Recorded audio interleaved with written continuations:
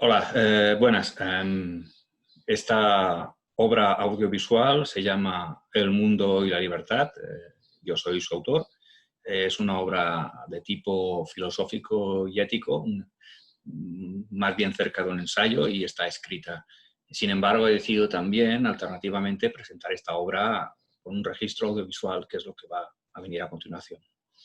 Lo que voy a hacer a partir de ahora, en primer lugar, es ofreceros un resumen, un abstract del contenido de toda la obra, para, si lo queréis leer, y haceros una idea de, de lo que va a ir la exposición que os voy a ofrecer a continuación.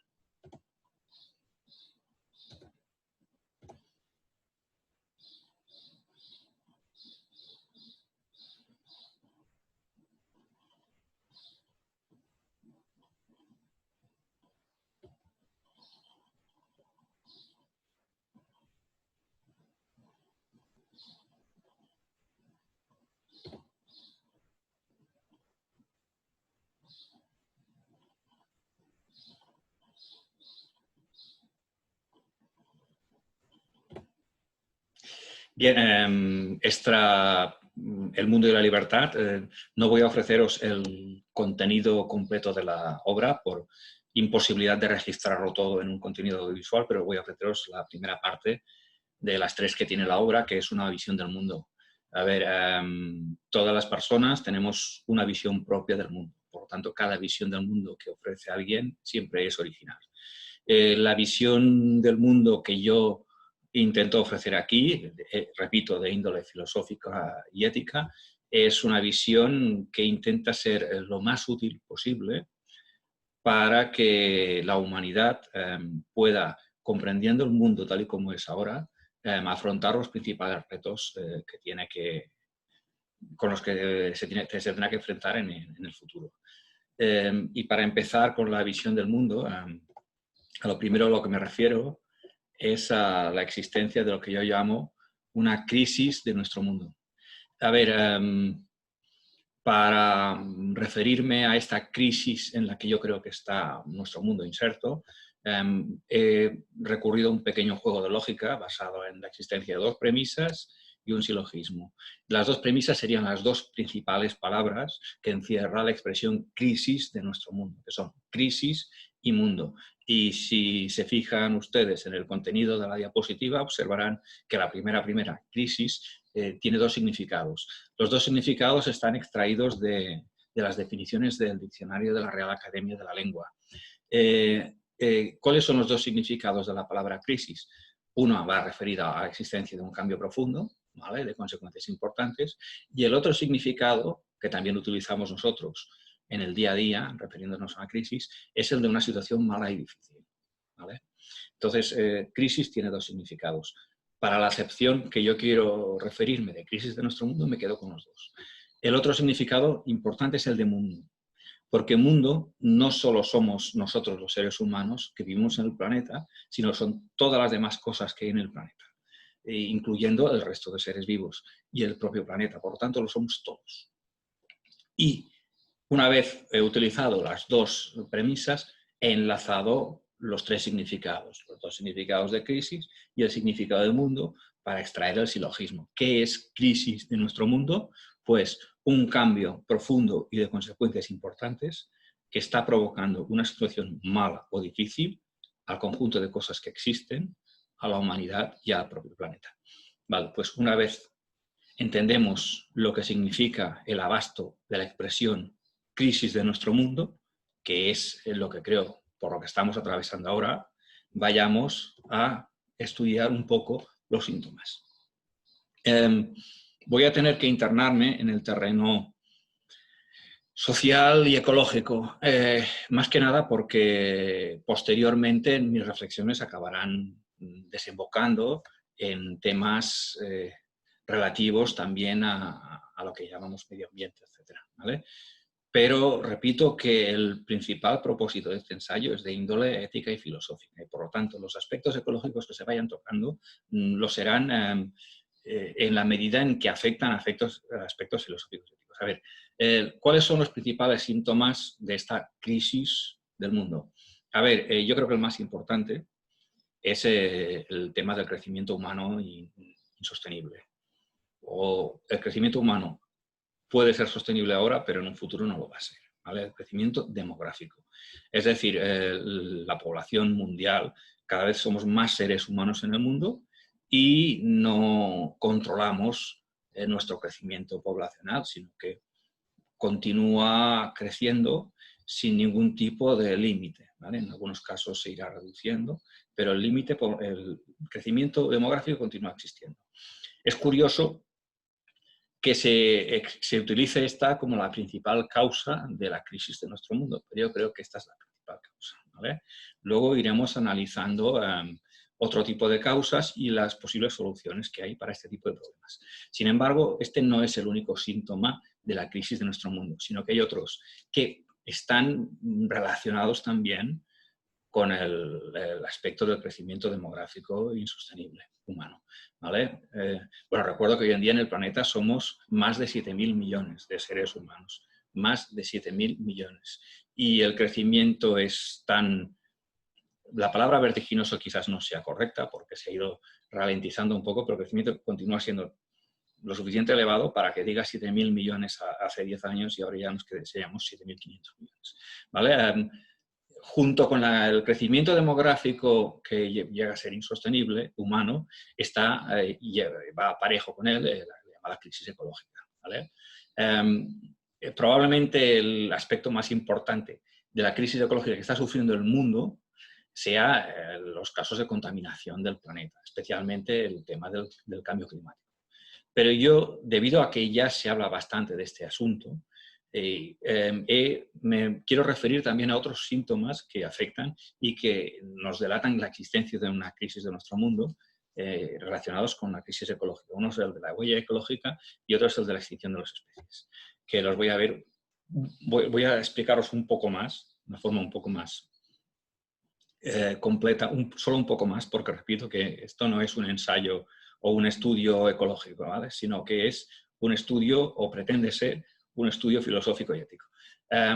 Posteriormente también me voy a referir a la falta de confianza de la humanidad para resolver estos problemas. Y parece que la humanidad tal y como está establecida ahora, el sistema tal y como está hecho, no puede solucionar estos problemas, ¿vale? Esta es una de las principales consecuencias que quiero extraer. Es decir, si nosotros continuamos creyendo que los factores que impiden resolver estos problemas son de índole coyuntural, no lo vamos a resolver. Si empezamos a darnos cuenta de que es el propio sistema político, económico, especialmente político y ético, tal y como está configurado, que debe de cambiarse, si empezamos a entender esto, que es lo que pretendo yo con este ensayo, probablemente, mi idea es podamos encontrar vías de solución del problema que ahora no nos parecen concebibles, ¿vale? Y relacionado con esta falta de confianza de la humanidad, pues está lo que se llama la crisis ética, de la que luego me referiré. El hombre renuncia a la libertad que tiene para cambiar las cosas y se deja arrastrar por unas leyes que no puede modificar, que son las leyes del mundo de la necesidad. Esto ahora suena un poco raro y lo iré concretando posteriormente.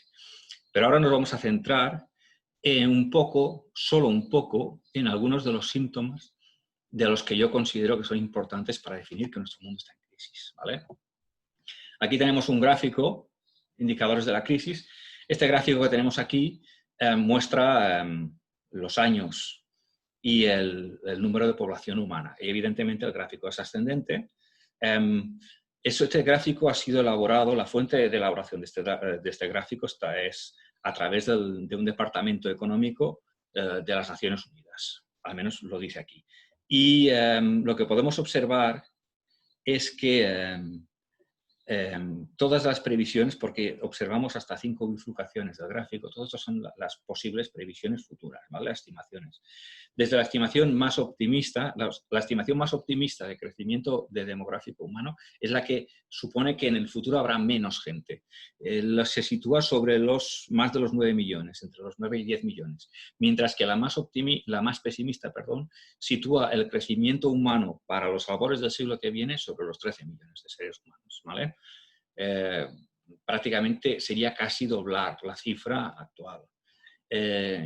Bueno, habrá gente que puede pensar que este crecimiento poblacional en un planeta que no crece es sostenible.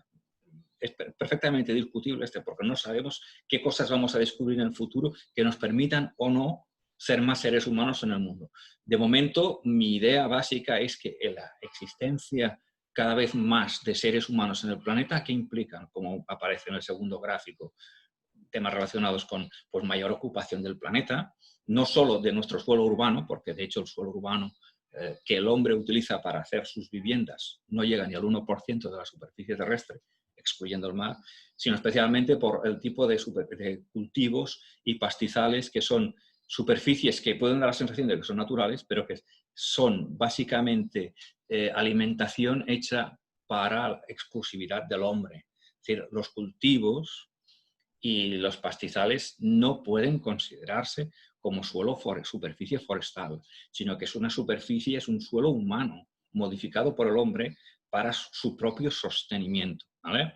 Entonces, en este gráfico se observa cómo entre la tierra que el hombre ocupa y la tierra que el hombre modifica, cada vez hay menos planeta, menos superficie en el planeta forestal, natural, genuinamente, para que en ella quepan el resto de especies y de seres vivos, ¿vale? Bien. También relacionado con la crisis ecológica del planeta, quiero referirme a lo que se llama la pérdida de biodiversidad.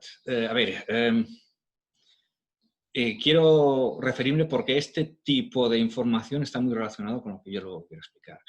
Hay un informe auspiciado por la ONU de la plataforma IPBES, elaborado a través de 15.000 fuentes científicas y unos 145 autores, que se publicó el año pasado, que dice que hay 1 millón de especies de seres vivos en peligro de extinción. Creo que de seres vivos hay unos 8 millones en el planeta, por lo tanto es una cifra considerable. No se sitúan aún sobre los 1.000 tipos de especies de vertebrados extinguidos, ¿vale? Pero hay una parte muy importante de todo tipo de seres vivos en peligro de extinción, desde insectos a mamíferos, ¿vale?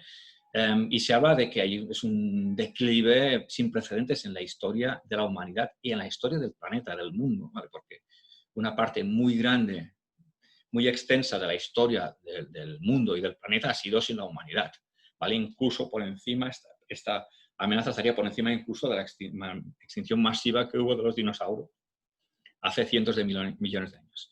Y la causa que se atribuye principalmente a esta existencia de muchas especies en peligro de extinción es la actividad humana. Muy bien.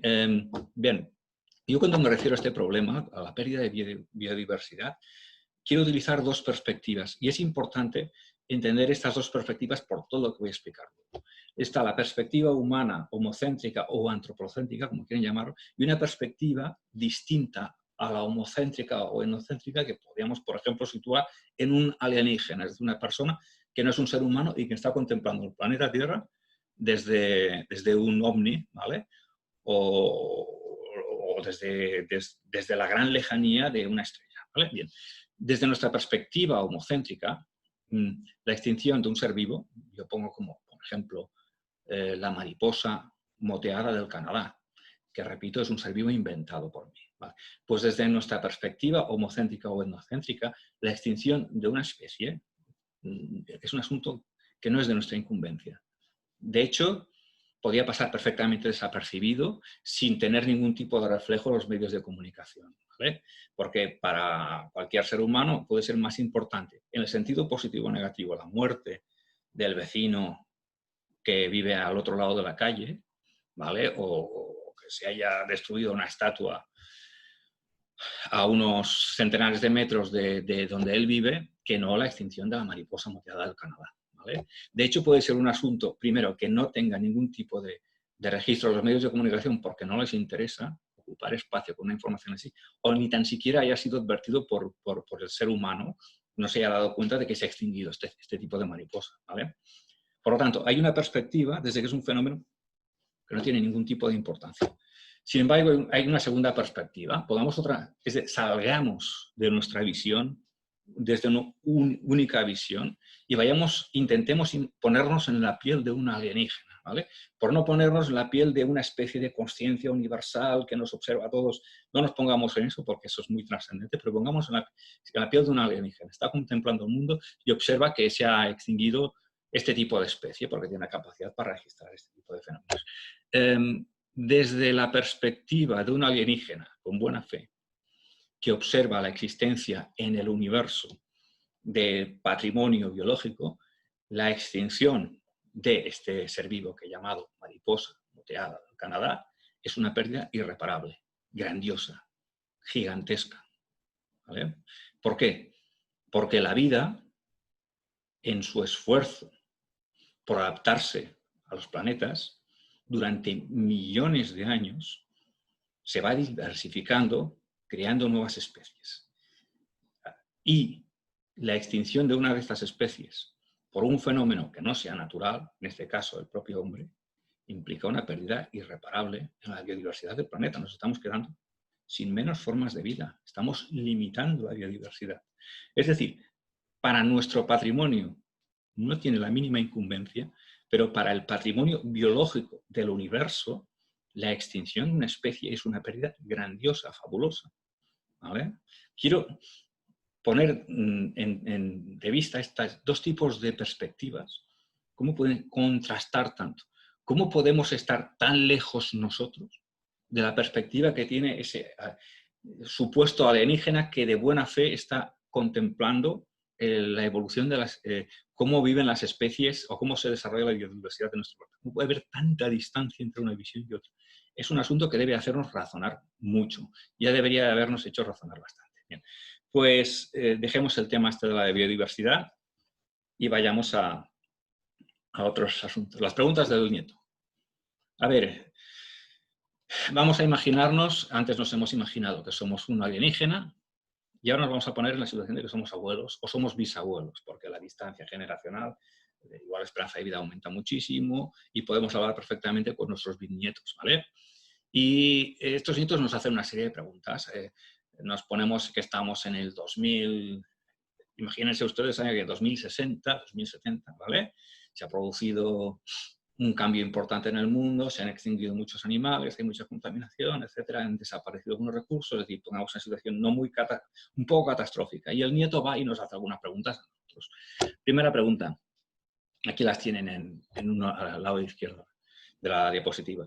Abuelo, ¿cómo es que en tus tiempos había glaciares y osos polares y ahora no hay? Por ejemplo, abuelo, ¿qué es esto del petróleo?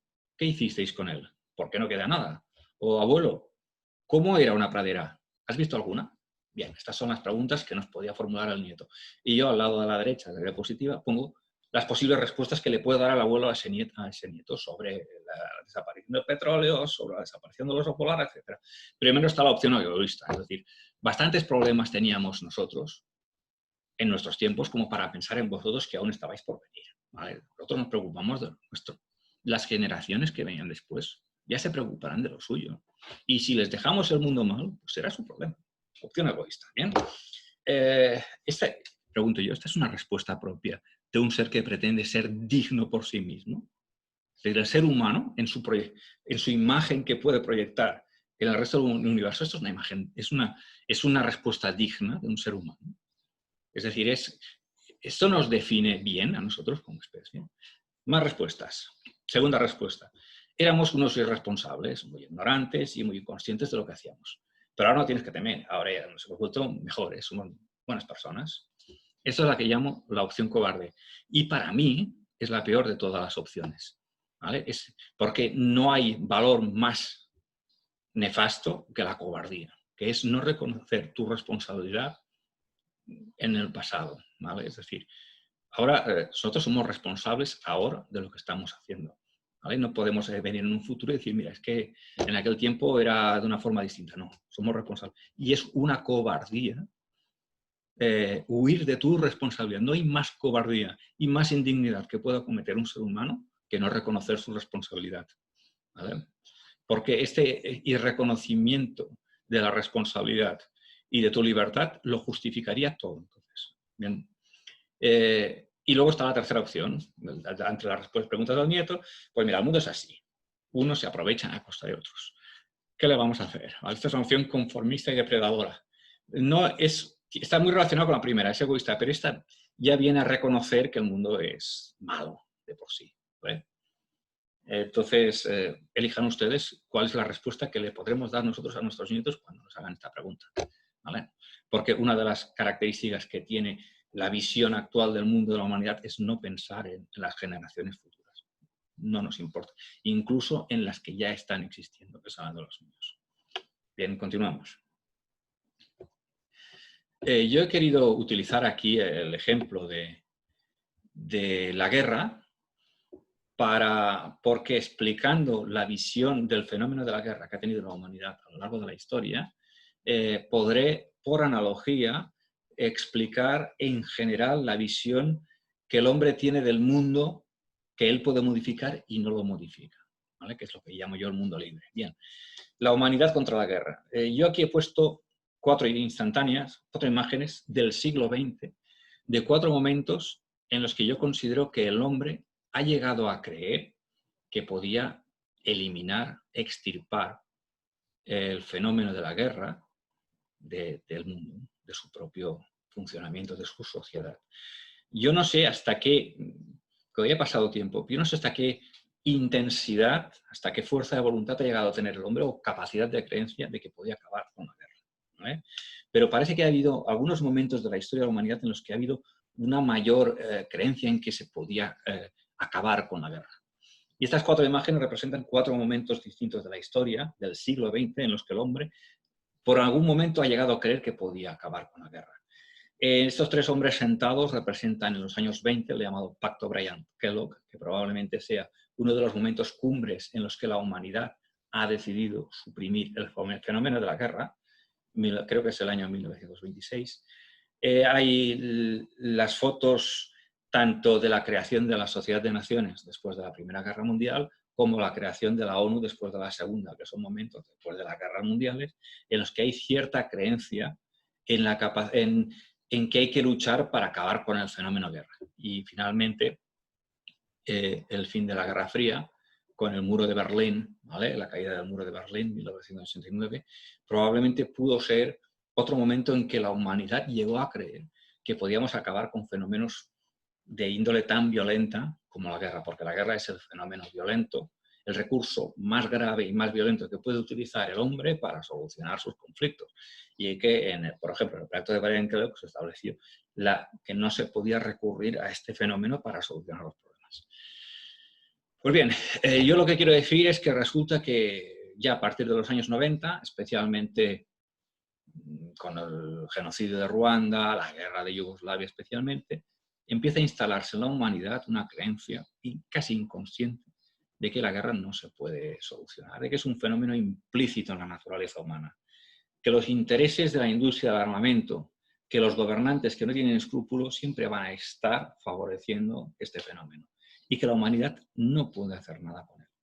Yo me atrevería a decir que todo el siglo XXI hay la creencia instalada en la humanidad de que la guerra es un fenómeno que no se puede evitar, que forma parte de nuestra naturaleza, que no podemos luchar con él, que está allí puesto y punto, ¿vale?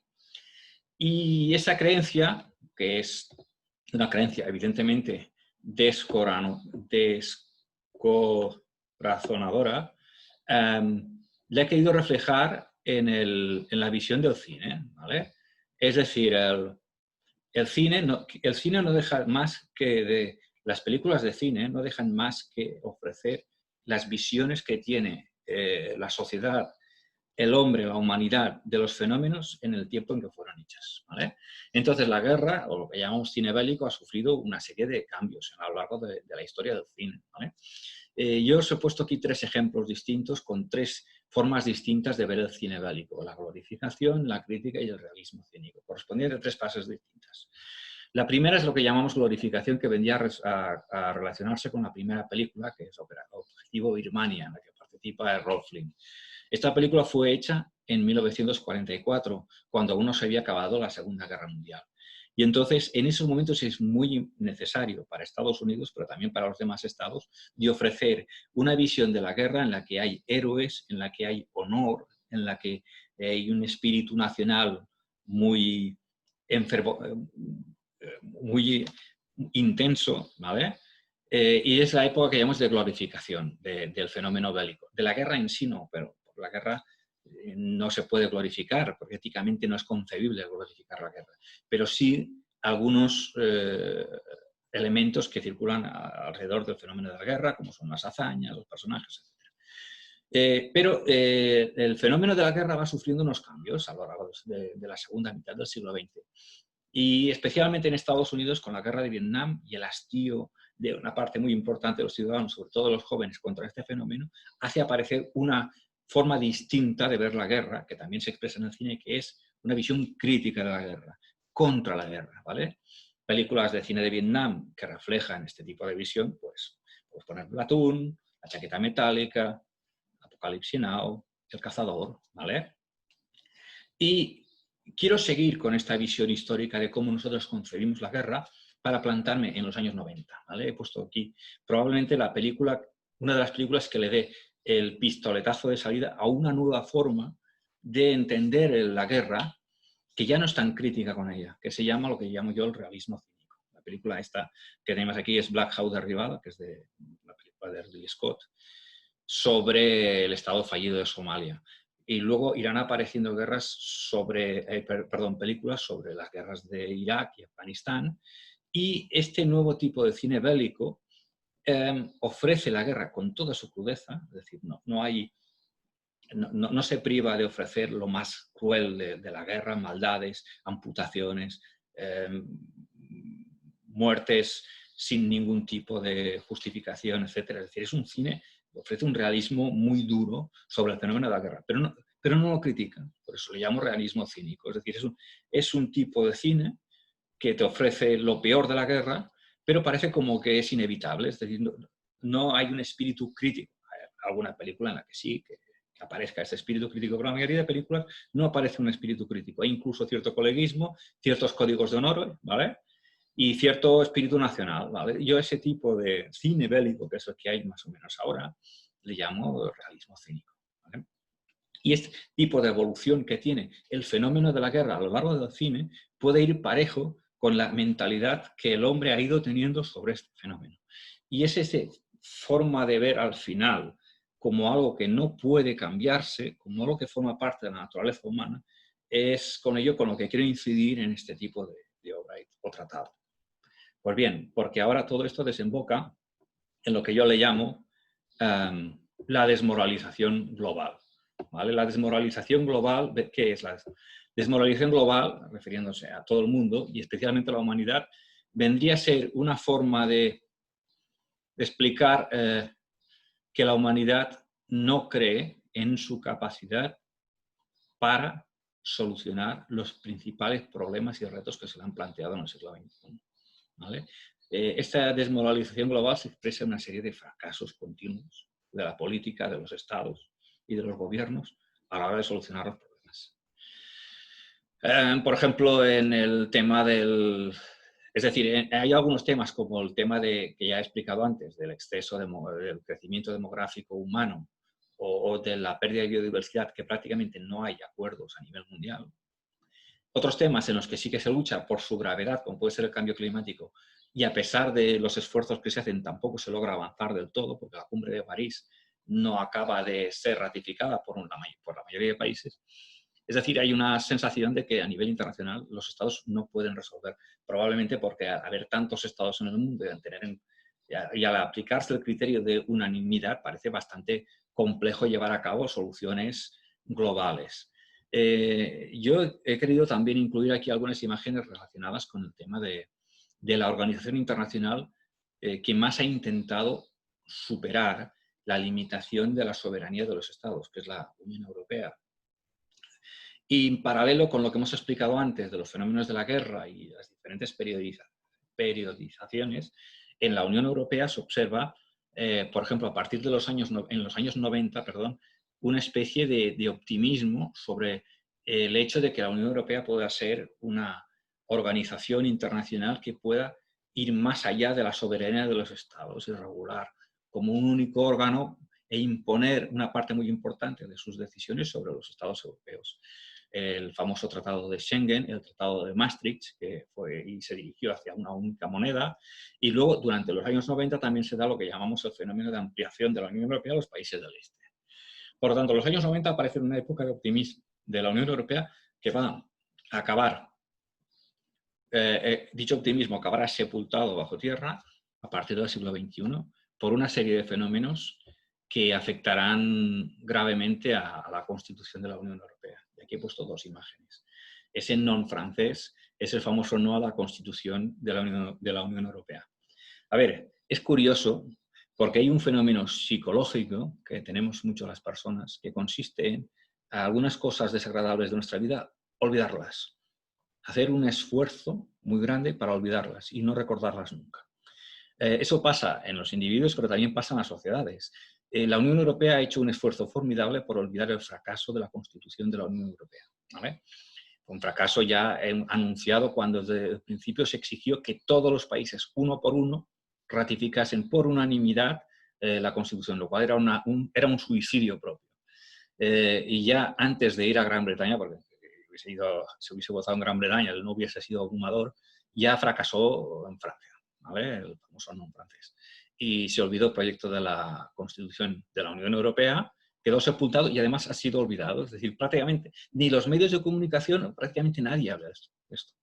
Pero bueno, ha sido un fracaso en el proceso de la Unión Europea y hay que recordar que las cosas no se pueden olvidar, hay que irlas recordando, sean buenas o sean malas. Porque si lo que hacemos es olvidarnos de las malas, estas malas no se van a ir, van a continuar en nuestra mente y se manifestarán, si no lo son en forma de pensamiento racional, serán en forma de pensamiento irracional. Y aquí tengo otro fenómeno importante que ha afectado al proceso de optimista y de la Unión Europea, si quedaba algo de optimismo, que es el Brexit, la salida de Gran Bretaña. No solo el fenómeno de la Unión Europea, no solo los fracasos en cumbres internacionales demuestran esta especie de desmoralización global. Otro factor, otro indicio de esta desmoralización es los líderes de algunos países, por no decir los líderes de la mayoría de países, que su elección responde más a una frustración y a una propia desmoralización de la ciudadanía que no a un verdadero deseo de creer que podemos cambiar algunas cosas del mundo.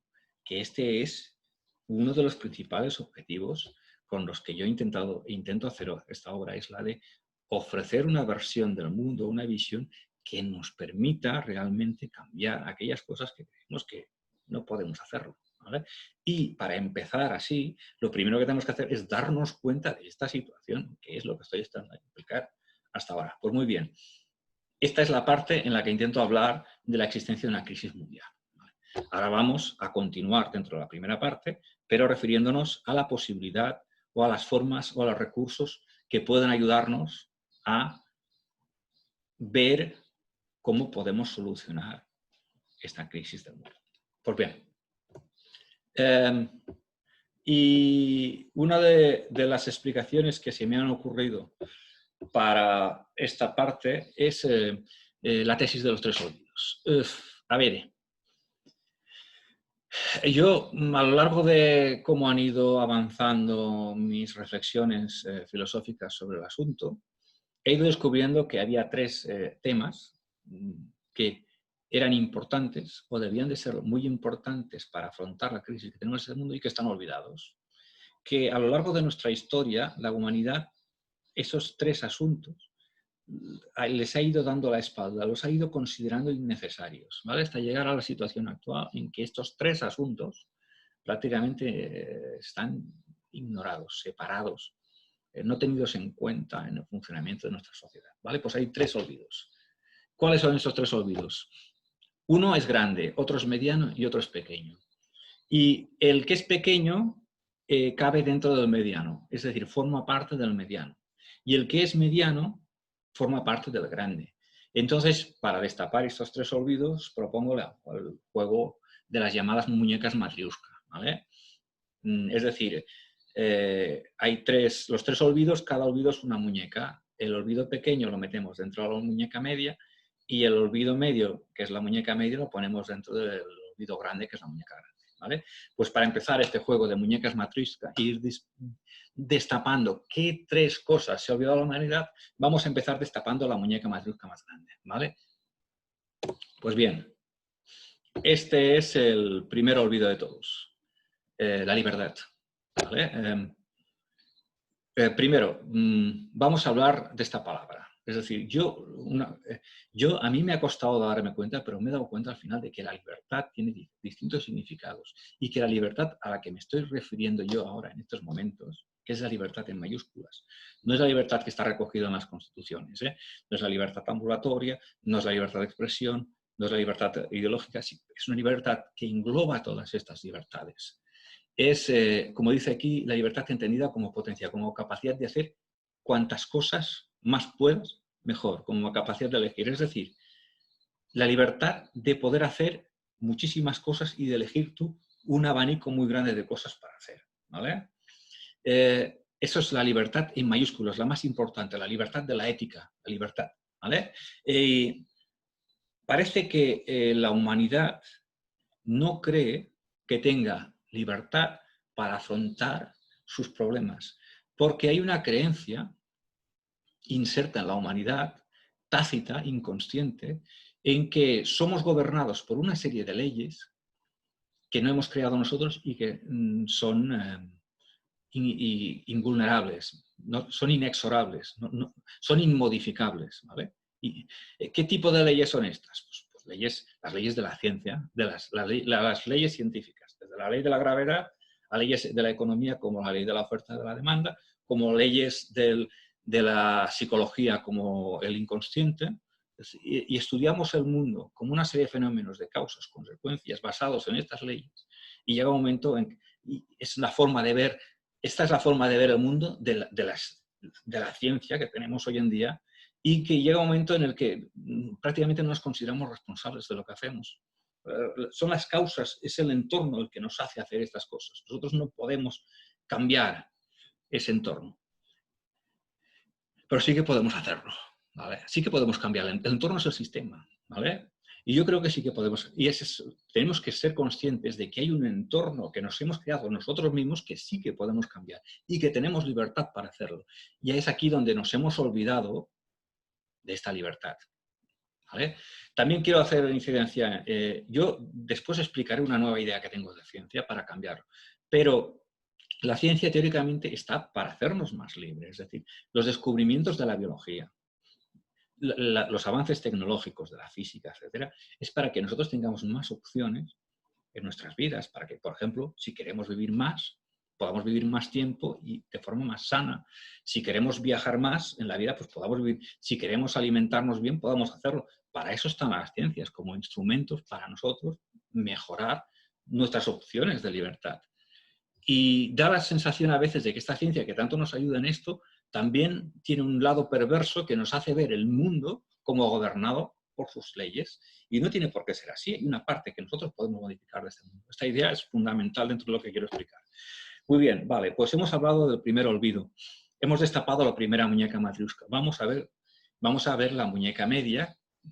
Hemos visto la primera muñeca grande, vamos a destapar la muñeca grande y vamos a ver cuál es esta muñeca media, Matrioshka, que está dentro de la libertad. Vamos al segundo olvido. La filosofía. Bien. La filosofía dice, si ustedes ven la palabra subrayada, que fluye, es cortocircuitada de nuestra cultura científica. La filosofía es considerada como algo inútil hoy en día.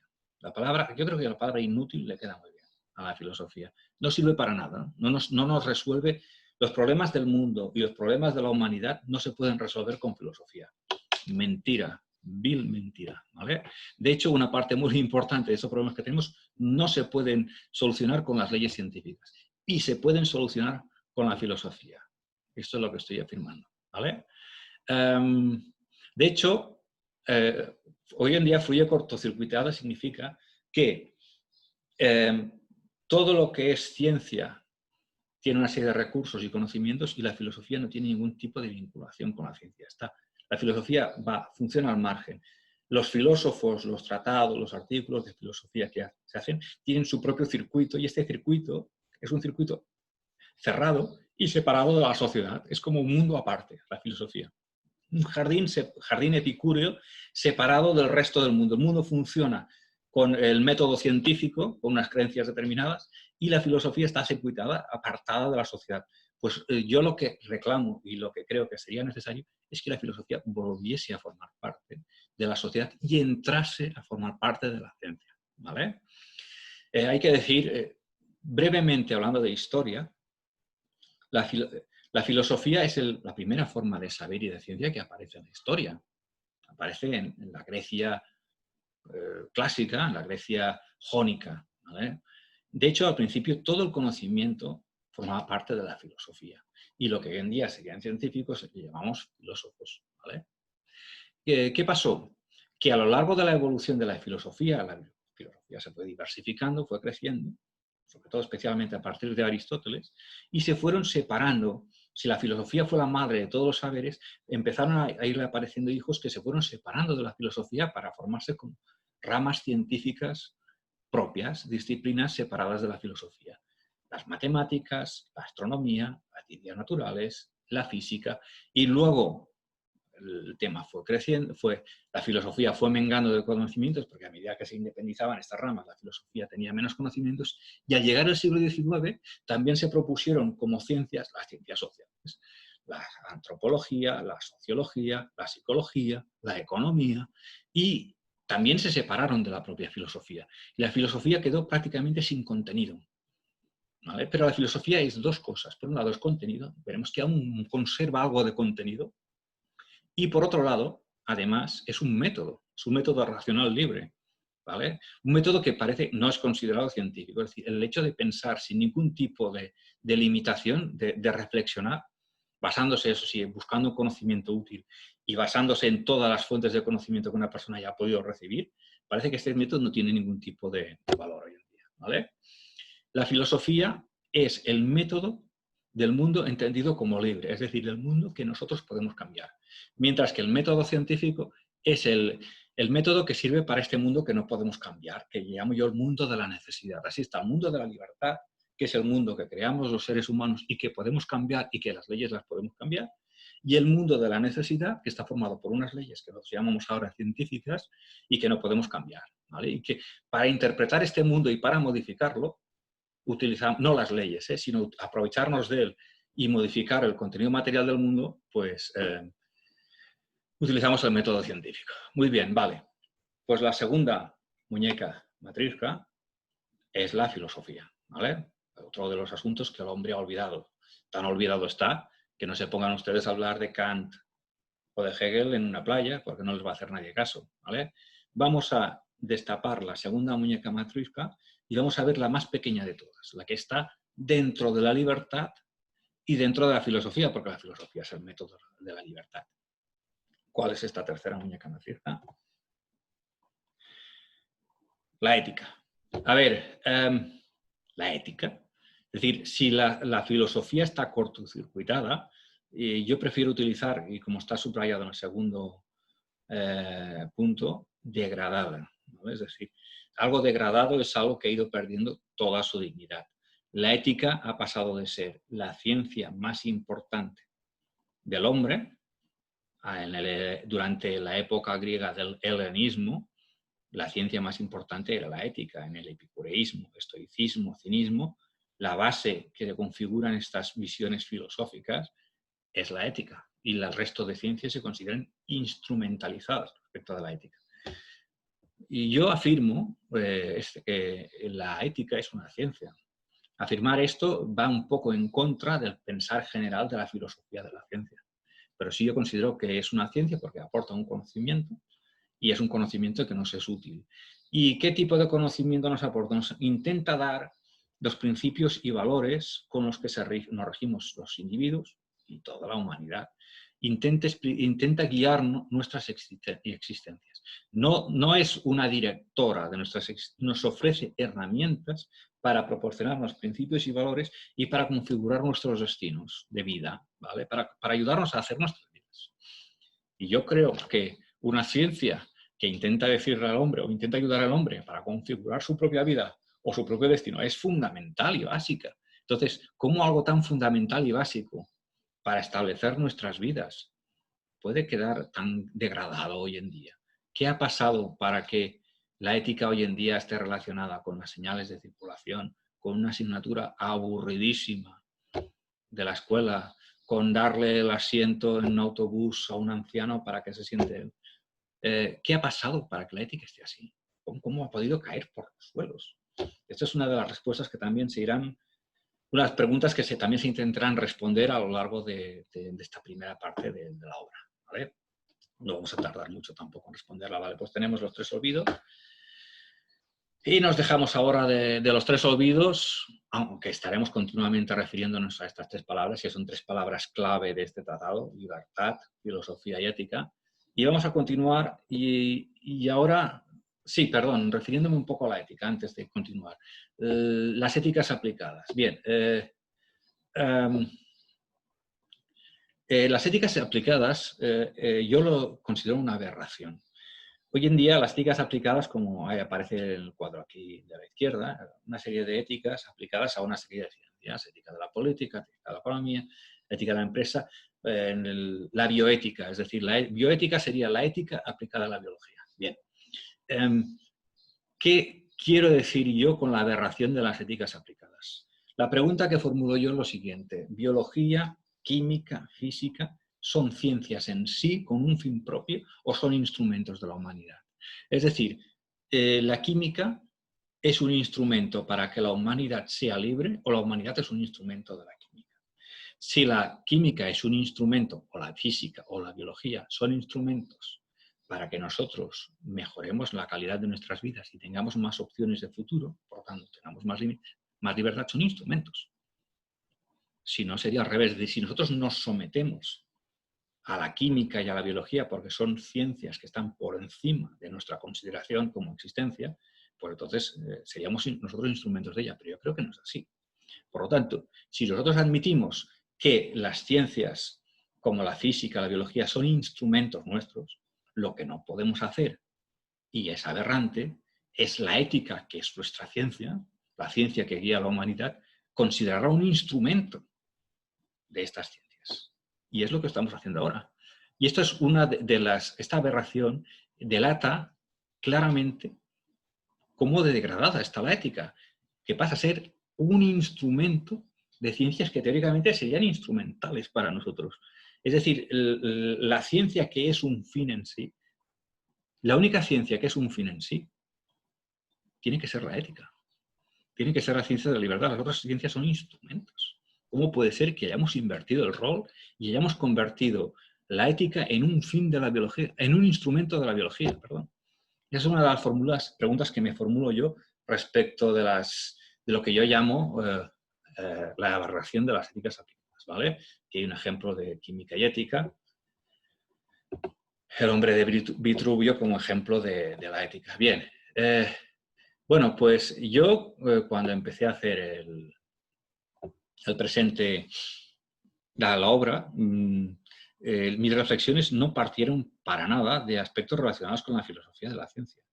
Pero a veces una persona, a medida que van avanzando sus reflexiones, se va enfrentando contra retos o con situaciones que eran inesperadas. Y yo no me hubiese esperado nunca que esta obra, mis reflexiones más importantes sobre mi forma de ver el mundo, fuese importante el asunto de la filosofía de la ciencia. Pero resulta que sí que lo era. Es decir, resulta que al final, ahondando en mis reflexiones, me he dado cuenta que un asunto importante a resolver en mi visión del mundo, la que quiero ofrecer yo, que nos pueda resultar útil, era un asunto relacionado con la filosofía de la ciencia. A ver, filosofía de la ciencia. A ver, y yo considero la ciencia como todo aquello que nos proporciona un conocimiento racional y útil. De hecho, esta definición hoy en día está extendida en algunos de los filósofos de la ciencia, ¿vale? Lo que yo intento decir es que lo que tradicionalmente o clásicamente se considera como ciencia, yo lo llamo ciencias de la necesidad, porque considero además que hay una ciencia, una parte de conocimiento que también es científico y que hoy en día no se considera ciencia, que es lo que llamamos ciencias de la libertad, ¿vale? Y la distinción que yo hago es que las ciencias de la necesidad se refieren al mundo necesario, es decir, ese mundo que está plagado por unas leyes que nosotros no podemos cambiar, porque estas leyes ya están puestas en el mundo, no se modifican, son inmodificables, ¿vale? Ley de la gravedad, ley de la selección de las especies, códigos genéticos, la ley del inconsciente, la ley de la oferta y la demanda, etcétera. Estas leyes, el hombre no puede modificarlas, ¿vale? Son leyes que hoy en día la humanidad considera que son las únicas leyes científicas que hay, ¿vale? Y para este tipo de ciencias de la necesidad, que son la física, la biología, pero que también están las ciencias sociales, la sociología, porque ¿qué busca la sociología? ¿Qué busca la antropología? Busca leyes en el hombre, en las sociedades, que son leyes necesarias, no busca leyes creadas, ¿vale? Y el método que utilizan estas ciencias se llama método científico. Pues muy bien, yo lo que quiero y pretendo decir es que además de las ciencias de la necesidad, hay un segundo grupo de ciencias que no se consideran ciencias hoy en día, pero yo creo que es importante dotarlas de estatuto científico, porque si las dotamos de estatuto científico nos van a ayudar a resolver los problemas que tenemos hoy en día, que son las leyes que el hombre mismo se crea y que puede modificar. Son leyes modificables, son leyes que están escritas en las constituciones, en leyes formuladas por los parlamentos, ¿vale? Y estas leyes, estos contenidos también son científicos también, ¿vale? Y para formular este tipo de contenidos, pues está la filosofía. El método que se utiliza para las ciencias de libertad es el método racional, no hay un método científico para llegar a estos conocimientos, ¿vale? Por ejemplo, conocimientos como la democracia, los derechos humanos forman parte de las llamadas ciencias de la libertad. ¿Cuáles son estas ciencias de la libertad? Bueno, yo considero tres relacionadas con la sociedad, que son la ética, la política, no las ciencias políticas, la política y el derecho, ¿vale?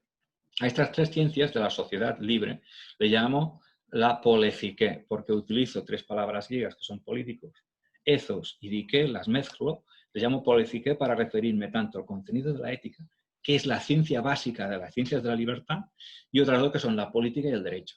Pero además considero que hay una cuarta ciencia de la libertad que llamo la ética del destino y a la que me referiré en la tercera parte, ¿vale? Por lo tanto, la ciencia, entendida como conocimiento racional y útil, podemos estar largo y tendido discutiendo sobre lo que es racional y útil, ningún problema. Pero la ciencia entendida así se divide en ciencias de la necesidad sobre leyes que no podemos modificar y que nos vienen presentadas ya, y la ciencia de la libertad sobre leyes que nosotros podemos cambiar. Por lo tanto, había como dos partes. Esto está un poco relacionado con la visión kantiana, porque Kant, el filósofo Kant, del que luego os hablaré, ya tenía esta visión, ¿vale? Y el mundo, está el mundo de la necesidad y el mundo de la libertad. Y yo lo que he afirmado antes es que hay una creencia en la humanidad de que prácticamente todo el mundo es necesario. De todo. No, hay una parte del mundo libre. Hay una parte del mundo que nosotros podemos cambiar. Y incidiendo en esta parte, podemos conseguir resultados que ahora creemos que no son posibles. Muy bien. Continuamos después de este pequeño enfoque sobre filosofía de la ciencia. De hecho, no podemos salir aún de enfoques de filosofía de la ciencia, porque tenemos que hablar de la noción de paradigma y de este señor que se llama Thomas Samuel Kuhn, que fue el que formuló la noción de paradigma. De hecho, tanto la noción de paradigma como la noción de ciencia son nociones formuladas por el hombre en orden a su libertad y por lo tanto modificables, ¿vale? Es decir, la ciencia es un concepto humano creado por nosotros, gracias a nuestra libertad. Y por lo tanto el concepto de ciencia no nos lo proporcionan las ciencias de la necesidad, nos lo proporcionan las ciencias de la libertad. Y nosotros podemos formular un concepto, eso sí, que sea racional, que sea cohesionado y que sea útil, ¿vale? Pero es un concepto formulado por nosotros, desde nuestra perspectiva de la libertad. Y lo mismo sucede con la noción de paradigma, que fue este señor quien la acuñó en una obra que se llama The Structure of Scientific Revolutions de 1962, que ya ha pasado tiempo desde esto. Y esta palabra paradigma hoy en día se utiliza mucho, tanto en el mundo de la ciencia como incluso en los medios de comunicación. Pero la noción original que le dio Thomas Samuel Kuhn al paradigma era una serie de creencias, teorías o métodos que tienen los científicos y que les ayudan a desarrollar su ciencia, pero que esas creencias y métodos, que son los paradigmas, los científicos no los critican, los aceptan como prácticamente no se pueden cambiar, ¿vale? Son como dogmas. Los paradigmas son ideas que los científicos aceptan tácitamente como algo que no se puede modificar, como la base de todas sus ideas. Y tan base es de sus ideas que ellos no se plantean modificar el paradigma, se plantean modificar muchas cosas alrededor del paradigma, pero el paradigma en sí no, porque si les cambias el paradigma les cambias todo, ¿vale? Y son incapaces o no han querido plantearse esto. Es como si a ti te quieran plantear algo, un cambio que tú sabes, si cambias aquella perspectiva te cambia todo, se desmonta todo el puzzle de tu vida, ¿vale? Pues estos son los paradigmas. Por ejemplo, un ejemplo de paradigma es el geocentrismo. La idea de geocentrismo, que es una idea que tenían los científicos antes, que era la Tierra era el centro de todo el mundo. Esta idea era lógica, porque tú estabas poniendo los pies en el suelo en tierra, mirabas arriba y veías como las estrellas, como el sol, y a lo largo del día iba moviéndose. ¿Vale? Entonces, Thomas von Kuhn dice que hay momentos en que los paradigmas, estas ideas como son el geocentrismo o que los seres somos creados por una entidad divina, estas ideas pueden ir funcionando mucho tiempo, pero llega un momento en que van apareciendo nuevos problemas y estas ideas, estos paradigmas no pueden solucionar estos problemas. Es decir, llega un momento en que estos paradigmas se van volviendo un poco obsoletos, ¿vale? Incapaces de... Y es entonces cuando de repente aparece un paradigma nuevo que viene a sustituir al antiguo a través de un proceso que se llama revolución, porque claro, si el paradigma te da todo, cuando te entra otro paradigma tiene que cambiar toda la visión de todo. Por lo tanto, se produce una verdadera revolución, ¿vale? Y esto es lo que llamamos revoluciones científicas.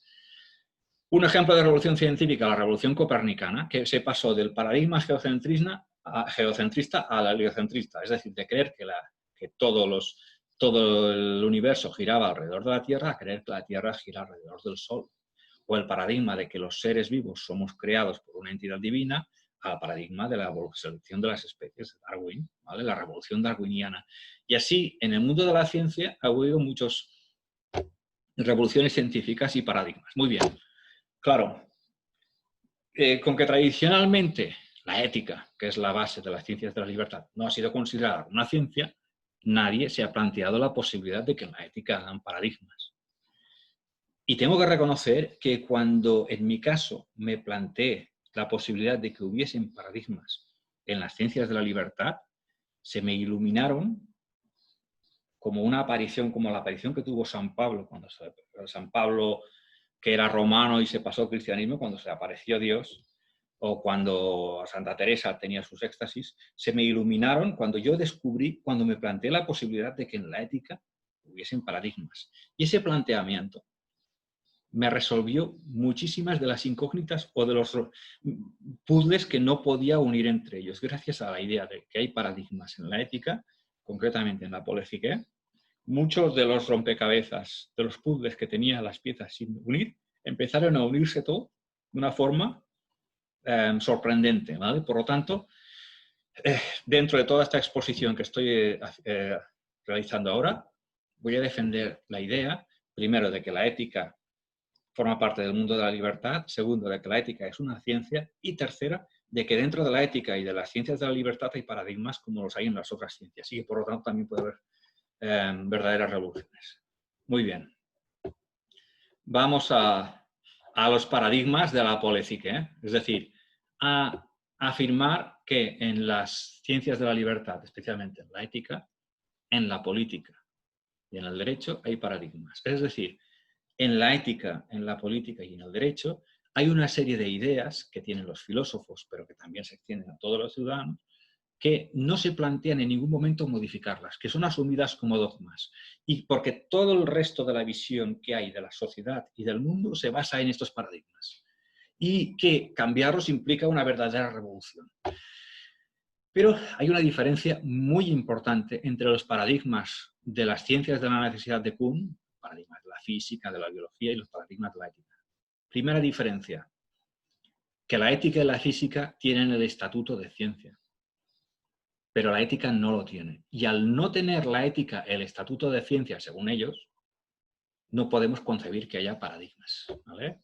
Esta es la gran diferencia, y sin embargo los hay, ¿vale? Es decir, por eso yo propongo considerar la ética como una ciencia, porque nos ayudará a considerar que dentro de la ética hay paradigmas. Es decir, que dentro de la ética hay una serie de creencias que tenemos nosotros de cosas que son insustituibles, pero que realmente lo son y que son paradigmas que nos hacen ver el mundo de una forma determinada y que podemos cambiarlos y instaurar otros paradigmas. Muy bien.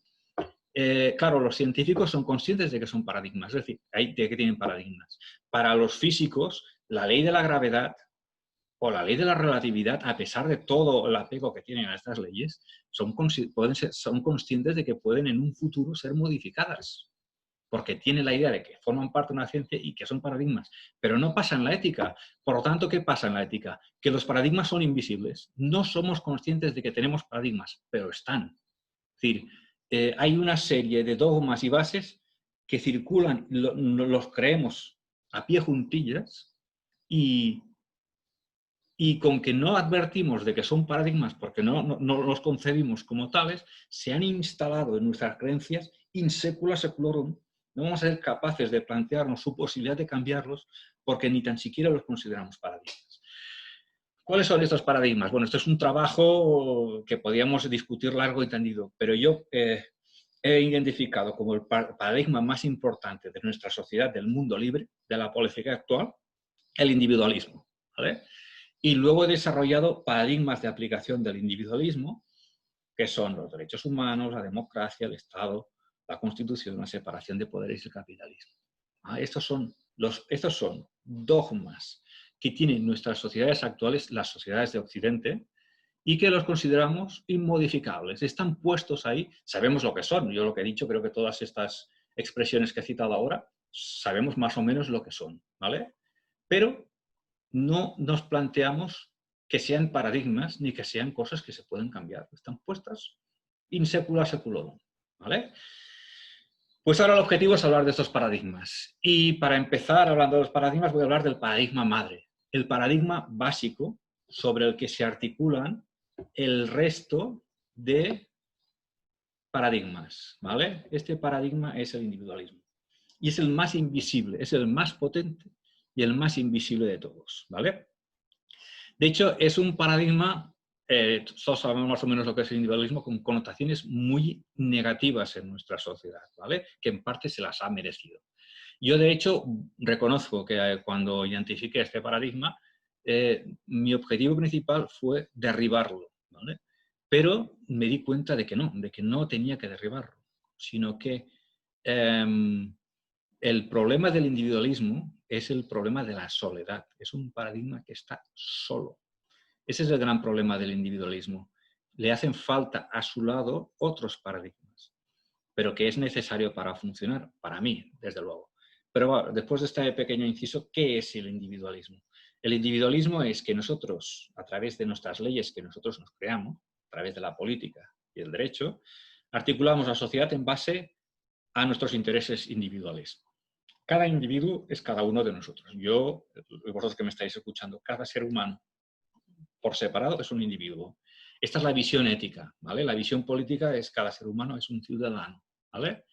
La visión jurídica es que cada ser humano es una persona, ¿vale? La visión biológica es que cada ser humano es un ser humano. Y la visión ética, la principal del mundo libre, es que cada ser humano es un individuo, ¿vale? Entonces, lo más importante a la hora de hacer las leyes que hacemos nosotros es tener en cuenta y satisfacer los intereses de cada individuo, proteger los intereses de cada individuo y darle salida a los intereses de cada individuo, sean intereses materiales, como vivir mejor, tener una mejor casa, tener más ingresos económicos, como ingresos no materiales, ser feliz, ¿vale? Lo que queráis, tener hijos, etc. Es decir, nosotros, y eso tiene su lógica, que nosotros hayamos estructurado nuestra sociedad para satisfacer los intereses de nuestros individuos, de los individuos que la forman parte. Tiene toda su lógica, por lo tanto es un paradigma aceptable. Y sin embargo, lo primero que quiero decir es que la historia de la humanidad, este paradigma no ha estado siempre. De hecho, este paradigma tiene 200 o 300 años. Aparece más o menos sobre el siglo XVIII. Por lo tanto, en Occidente. Por lo tanto, las sociedades anteriores no funcionaban con individualismo, tenían un paradigma distinto. Incluso hoy en día hay sociedades en el mundo que este paradigma o funciona de una forma débil o no funciona, porque el individualismo puede funcionar de una forma muy intensa o poco intensa según la sociedad, ¿eh? Bueno, pues por lo tanto, el individualismo es el paradigma más importante de todos, es la base de todos los demás. Es un paradigma que tiene unos 200 o 300 años en Occidente y que se está un poco difundiendo por el resto del mundo. Es un paradigma que considera al individuo, los intereses del individuo lo más importante. Y es un paradigma que yo creo que el filósofo que más se ha acercado a su formulación, aunque creo que no lo ha hecho, no lo ha formulado como tal, pero el que más ha definido el individualismo con sus propuestas filosóficas es el señor que tenemos aquí a nuestra izquierda, que es el alemán de Königsberg, Immanuel Kant. ¿Vale? Immanuel Kant, en tratados éticos en los que no pretendía definir al individuo, indirectamente, a través de nociones éticas como del deber, acabó definiendo lo que es el individuo en sí, basándose en considerar al individuo no como un instrumento, sino como un fin en sí. Es decir, el individuo es un fin. No es una herramienta para conseguir nada, sino es un fin en sí. Y además el individuo dispone de libertad y de autonomía de voluntad.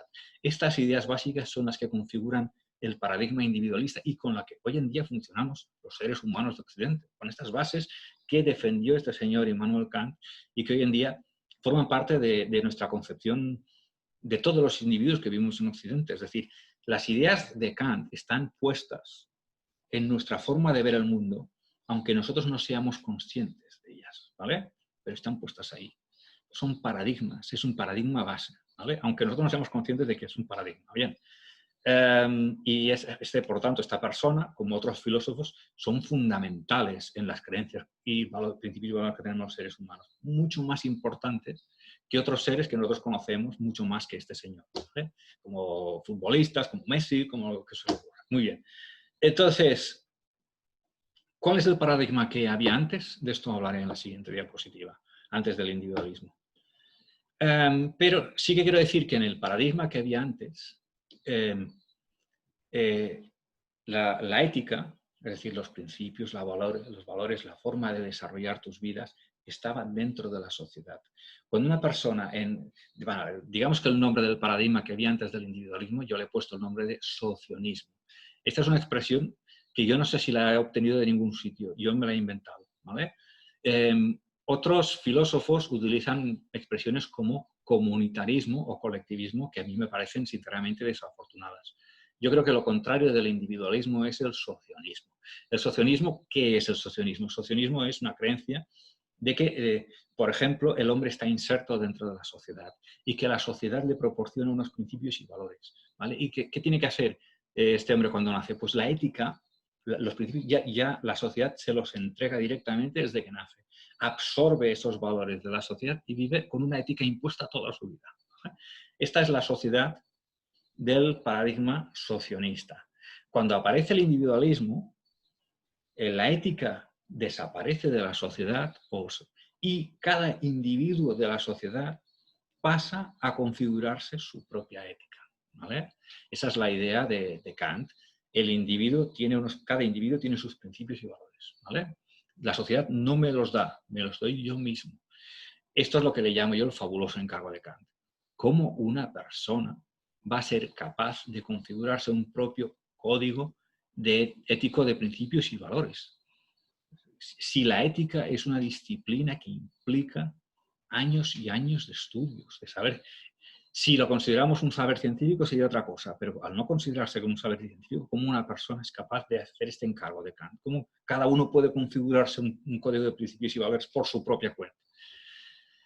Yo creo que este encargo, yo creo que el individuo ha renunciado a este encargo y la de cada individuo lo que se ha hecho es configurarse una ética muy sencilla.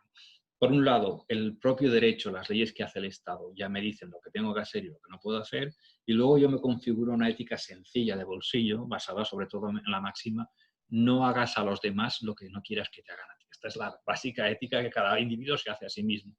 Tendrá otras cosas, pero sobre todo esto. Esta ética es útil, pero no siempre lo es, y puede incluso llegar a ser peligrosa. ¿Vale? Pero claro, no tenemos más ética porque no hemos cumplido el fabuloso encargo de Kant de elaborarnos nuestra propia ética. ¿Vale? Por lo tanto, hemos pasado, como dice en el punto final, de un asociacionismo en el que la ética está impuesta a un individualismo en que la ética ha acabado disolviéndose. Y esta es una de las explicaciones por qué hoy en día la ética está desaparecida del mapa. ¿Vale? Porque no hemos cumplido el encargo de Kant. una cosa que quiero decir sobre la revolución individualista, ¿vale? Es decir, basándonos en la teoría de los paradigmas de Kuhn, de la misma forma que hay revoluciones científicas como la revolución copernicana, la revolución darwiniana, hay revoluciones en el mundo de la ética. Y la que yo considero la más importante de todas las revoluciones que ha habido en el mundo de la ética es esta, la revolución individualista. Y es curioso porque es una revolución que no aparece en los libros de historia, ¿vale? Y yo llevo a afirmar que incluso esta revolución es previa y más importante que otras revoluciones del mundo contemporáneo, como son la revolución industrial y la revolución francesa. De hecho, la revolución francesa y la revolución industrial no serían más que revoluciones que vendrían a implicar la aplicación del paradigma individualista que ya se había instalado antes, ¿vale? Es decir, el hombre primero es individualista y en el momento en que es individualista necesita un código de derechos humanos, un Estado liberal, necesita un sistema capitalista, etc. Es decir, todas las revoluciones y demás son como piezas de dominó que caen a partir de esa revolución, que es una revolución silenciosa, porque no se da con fenómenos trágicos, que es la revolución individualismo, que es el cambio en la sociedad de Occidente de paradigma. Siglo XVIII. Del socionismo pasamos al individualismo. ¿Qué es el socionismo? He puesto dos ejemplos de sociedades socionistas, ¿vale? La sociedad medieval y la sociedad del antiguo régimen ya a finales de la Edad Moderna.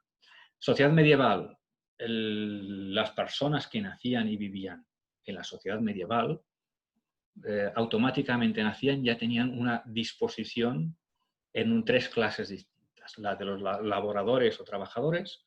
Si eras hijo de campesino, toda tu vida serías hijo de campesino. Si eras hijo de artesano, toda tu vida serías hijo de artesano.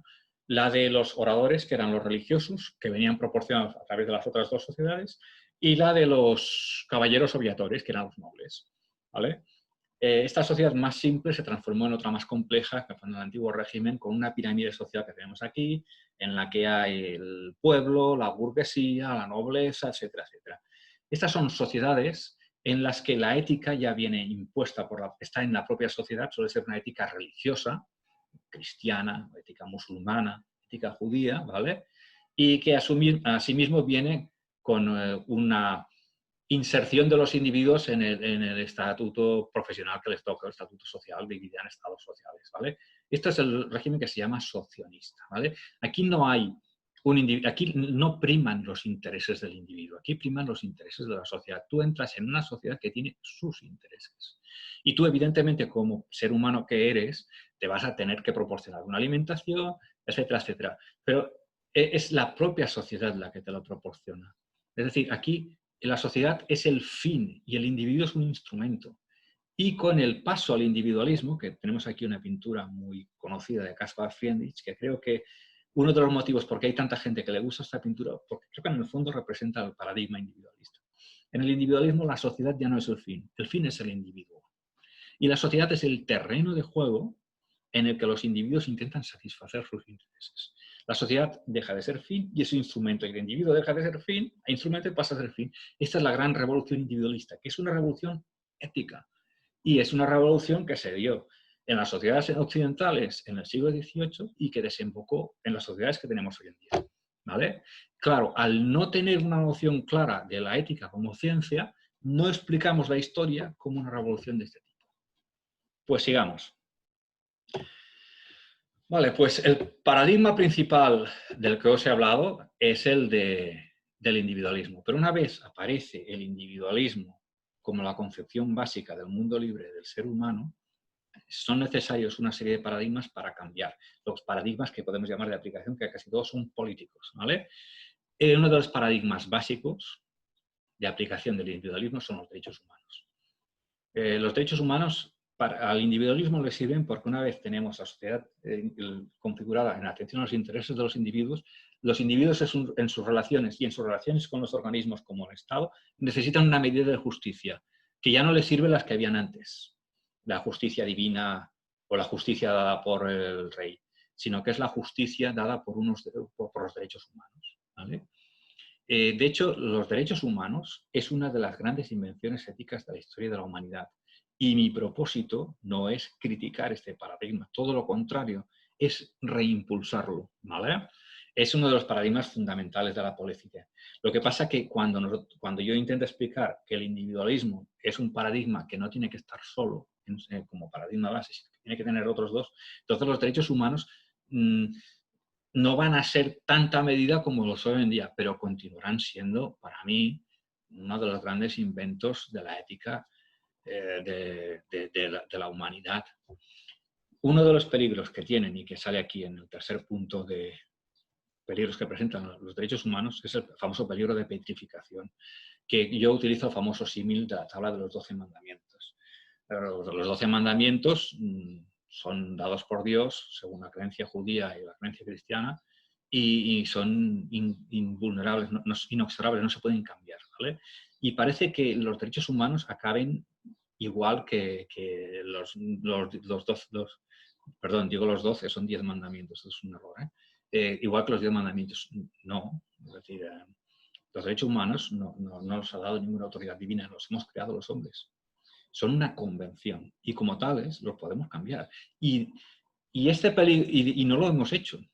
¿Por qué no los hemos cambiado? Volvemos otra vez a lo que hemos explicado antes. No consideramos la ética como una ciencia, no consideramos que haya paradigmas, son invisibles, no nos planteamos la posibilidad de cambiarlos porque tampoco creemos que haya una posibilidad, creemos en la libertad de la posibilidad de cambiar las cosas. Todas estas explicaciones nos vuelven para poder decir que los derechos humanos se pueden cambiar, ¿vale? Que evidentemente derechos como derecho a la vida, la libertad de expresión, la libertad biológica, quizás no haya que plantearse cambiarlos, pero sí que hay necesidades nuevas de las sociedades que hacen que los derechos humanos se adapten a las nuevas necesidades, ¿vale?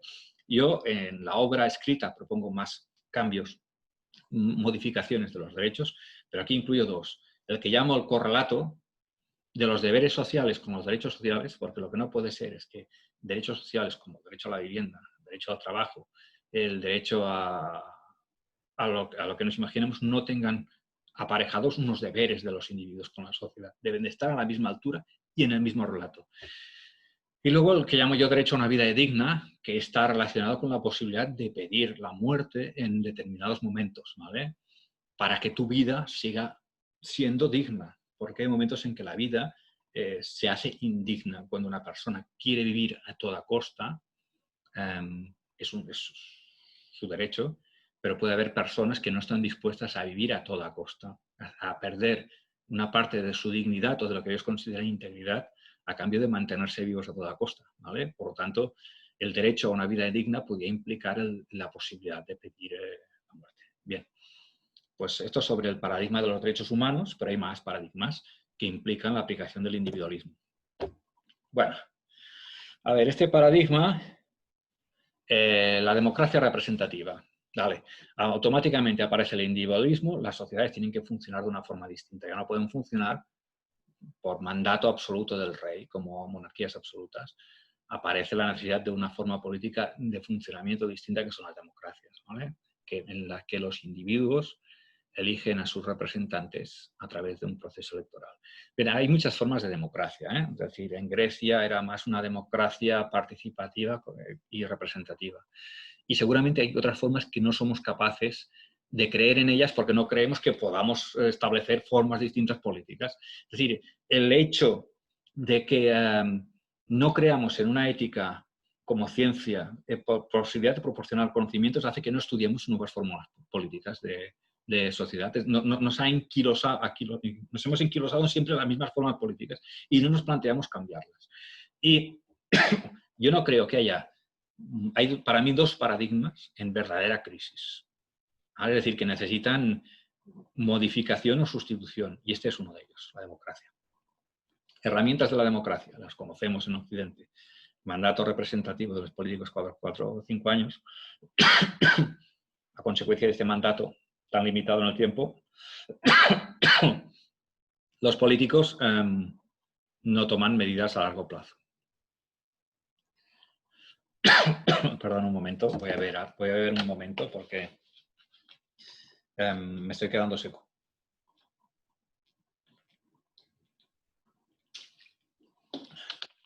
Bien, continuamos. Estoy hablando de los mecanismos que tiene el funcionamiento de la democracia.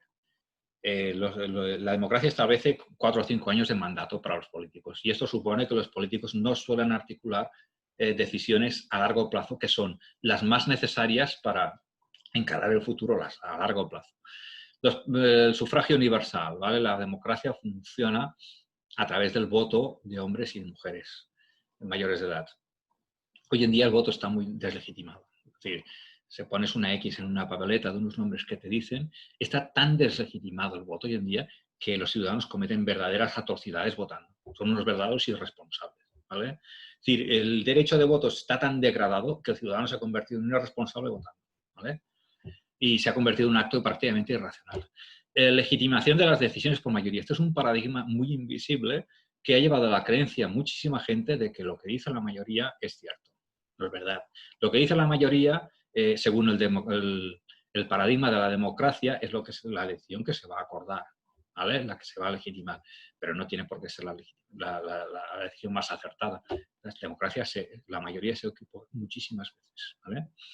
Cada vez más. Y habría que decirle a la gente que una decisión tomada por mayoría tiene fuerza, la fuerza que le da la mayoría, la fuerza del consenso de admitir que esta decisión es la que tenemos que cumplir, pero no tiene la fuerza de la certeza.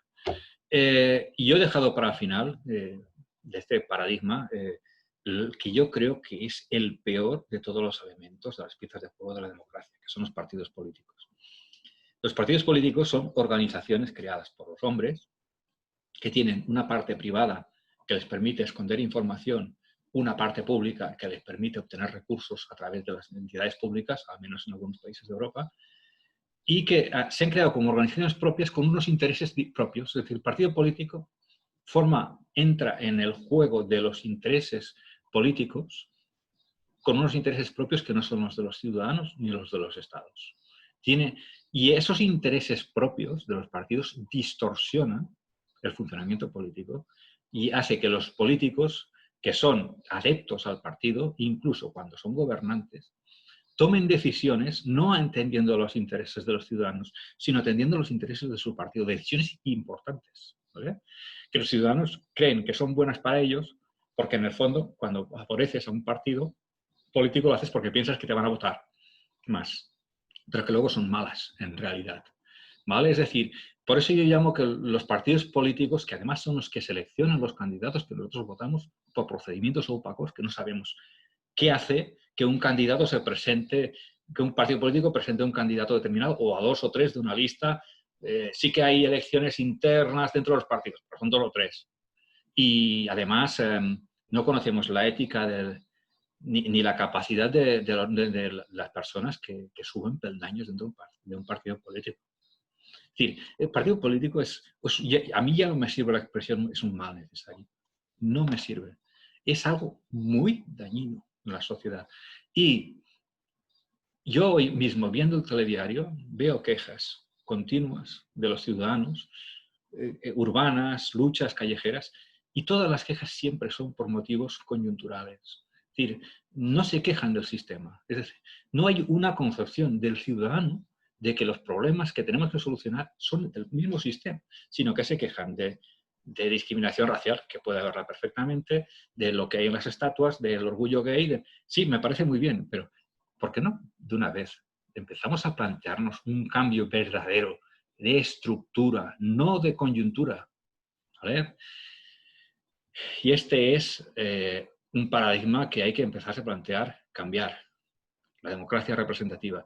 No hay que cambiarla volviendo a formas de gobierno más autoritarias y menos respetuosas con los derechos humanos. Hay que mejorarlo, se puede mejorar. Podemos encontrar formas de democracia mejores que la que tenemos. En principio, especialmente si no está el juego de los partidos políticos por el medio. Eso es lo que se propone en la segunda parte. Más paradigmas, porque este paradigma está, como he dicho, en crisis profunda.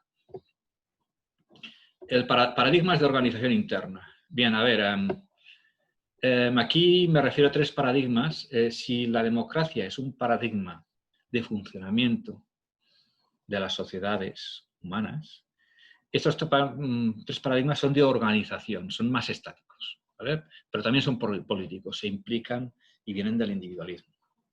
Las constituciones. Las constituciones son las leyes fundamentales de cada Estado.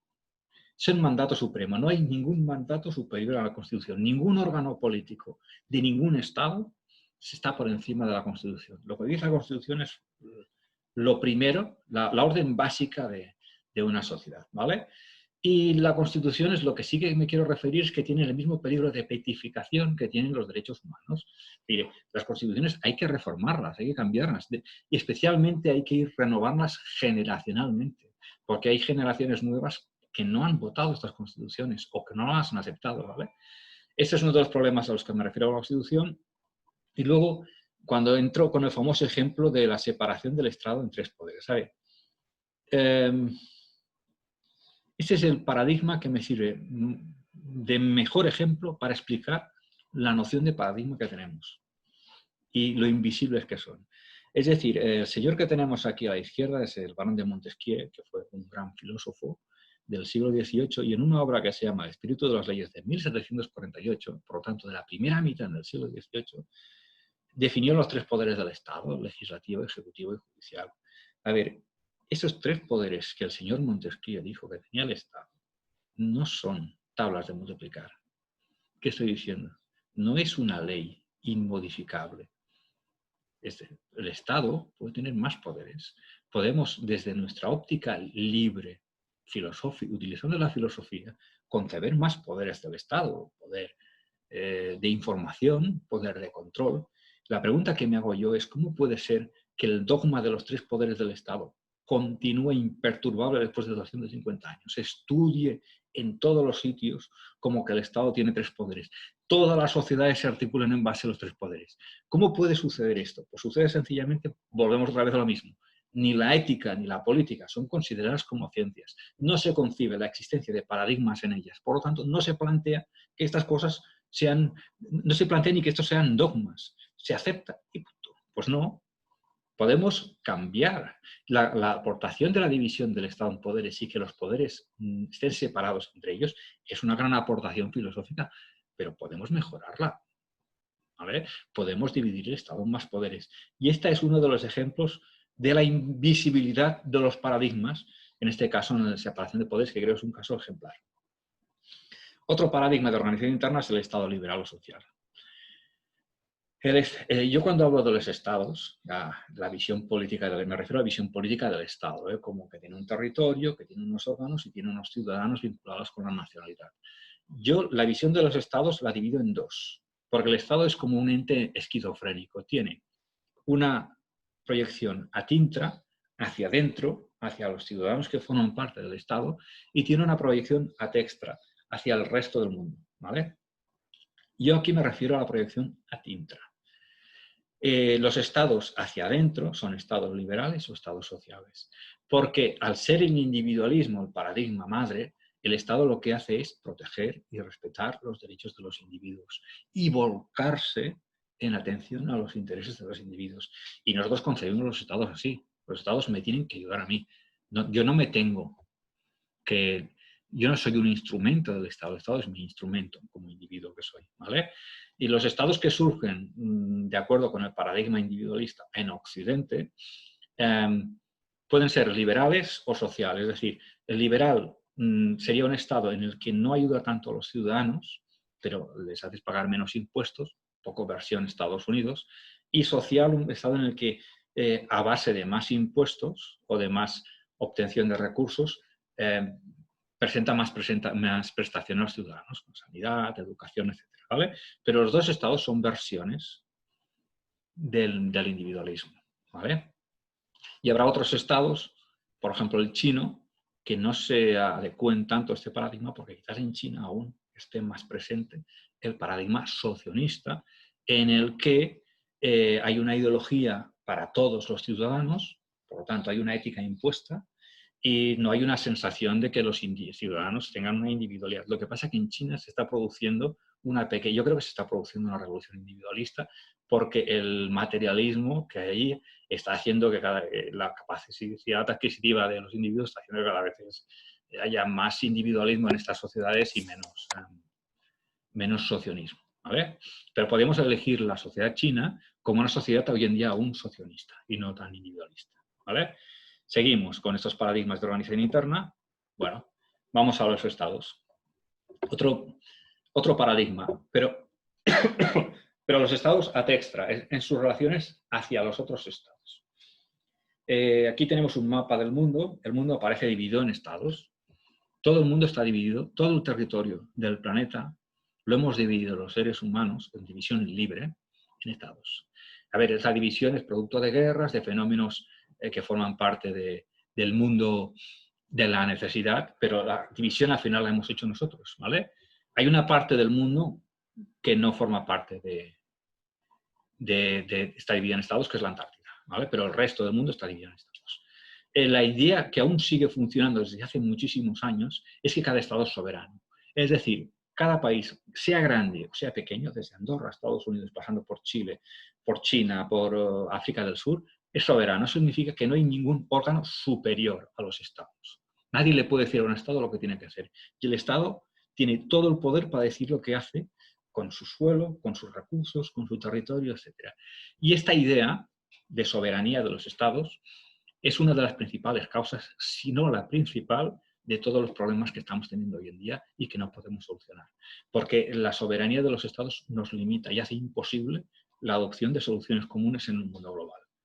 Y por eso yo, junto a la democracia representativa, considero que este es el otro de los grandes paradigmas que debe estar en crisis, ¿vale?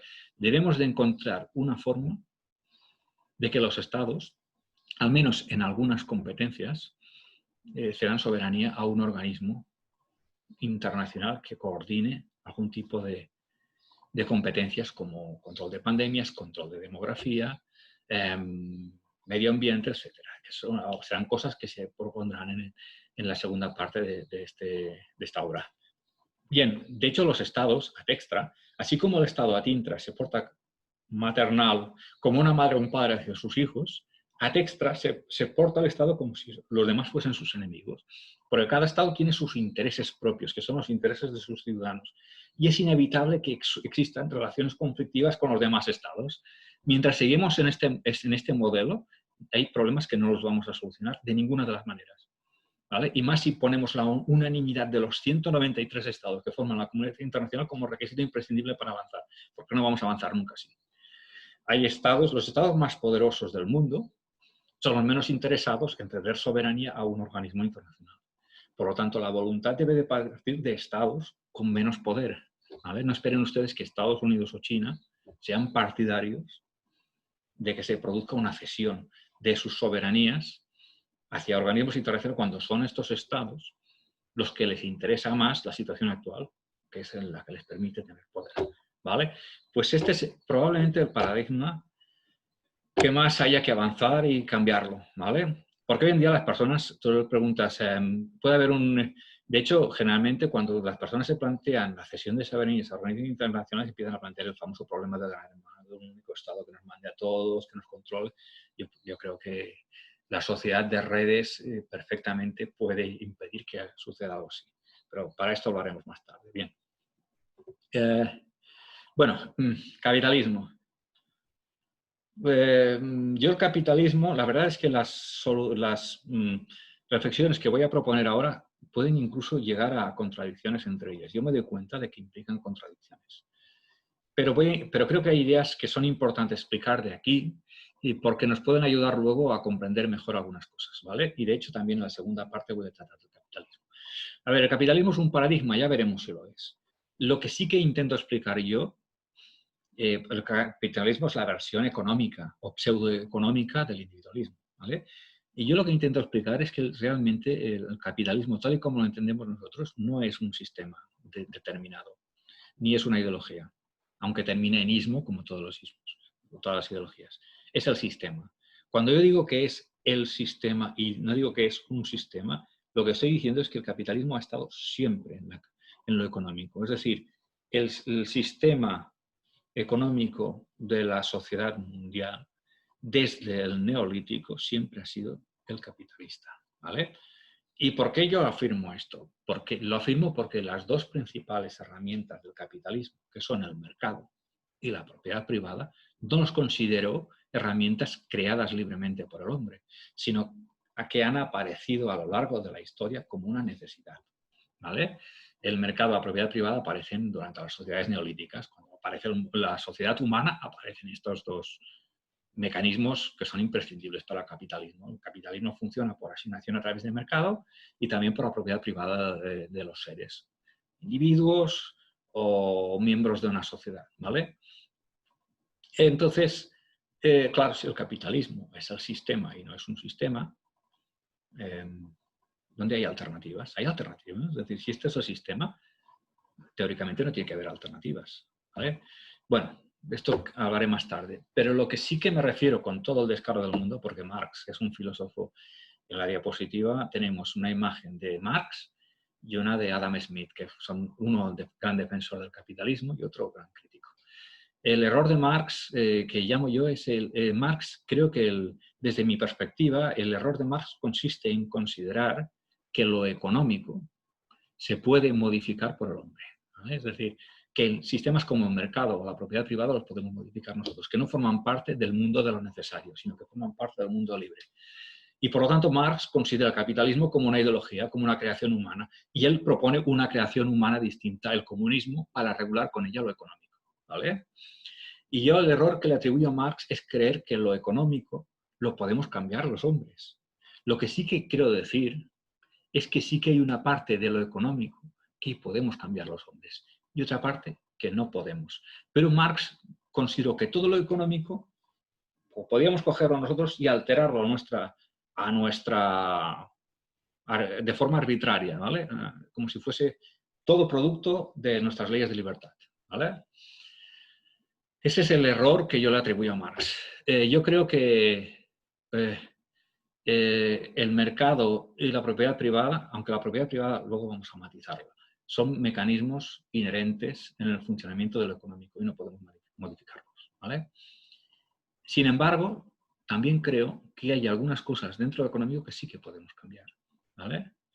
Y el capitalismo, la perversidad que tiene el capitalismo, con que el capitalismo, la perversidad que tiene el capitalismo es que hacernos creer que siempre el capitalismo va a ganar.